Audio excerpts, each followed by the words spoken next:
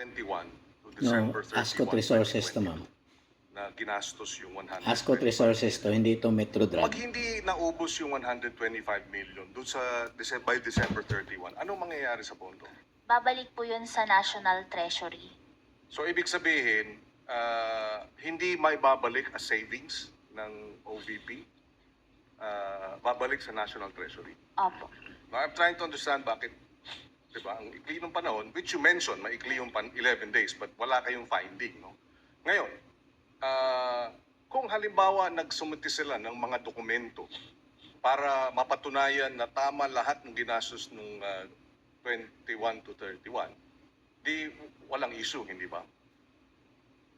Kung nasubmit nila yung mga hinihiling ninyong additional documents. Yes po. Okay. Pero dahil hindi nila sinumite, hindi nyo alam kung tama nga ba yung gastos nung December 21 to December 31. Tama? Opo, dahil hindi po nila na-explain mabuti. Okay. Of course, hindi nyo malalaman kung illegal o irregular, pero hindi nyo rin malalaman kung legal o regular. Doon po siya magfa-fall sa irregular kasi nga po hindi siya compliant with the joint Okay, circular. hindi nyo malalaman kung napunta sa personal use o hindi. Tama? That's why you're asking for more documents. Opo, tama Okay, po. okay. So, kaya siguro, so kung hindi niya nagastos, babalik. Opo, sa National At Treasury. hindi niya maaring gastusin sa January. Hindi na po. Hindi rin niya maaring gastusin before December 21.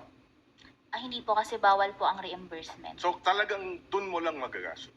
Yes po, dun sa nakalagay na period of utilization of the cash advance. Which could be valid dahil yun nga lang ang panahon, or invalid. Dangan nga lang, kaya kayo humihingi ng dagdag na dokumento para malaman natin kung valid ba o hindi. Opo, tama po. Okay. Yung usapin ng protective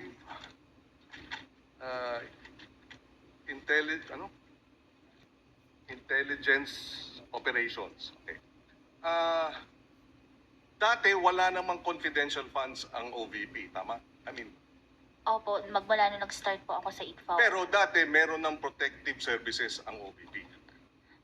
Sa pagkakaalam ko po, walang yung under the PSG po ata. Yes. sila. So, yung gastos para sa security, dati sa PSG. Yung, pero dito, lumalabas yung casing, security, appointment, ay ginastos o ginamit yung confidential funds. Tama ba yun? Opo. Okay. Next round na lang. Thank you, Sen.